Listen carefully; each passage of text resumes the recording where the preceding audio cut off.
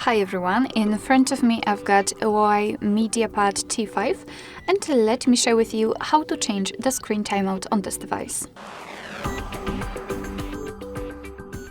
So let's start with opening the settings, and here in this left section we have to scroll to find the display.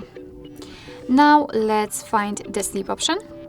And as you can see here, we've got some options from which we can choose. At the top, we've got relatively short options, and at the bottom, the longest option, never, which means that your device will never automatically black out. You will have to do it manually every time you want to kind of turn it off or make it sleep. So all you have to do is to simply tap on the option lock to use, and I will pick 10 minutes. And as you can see, it is immediately notified right here, which simply means that from now on, after 10 minutes of inactivity, this device will black out. Alright, so that will be all. Thank you so much for watching. I hope that this video was helpful, and if it was, please hit the subscribe button and leave the thumbs up.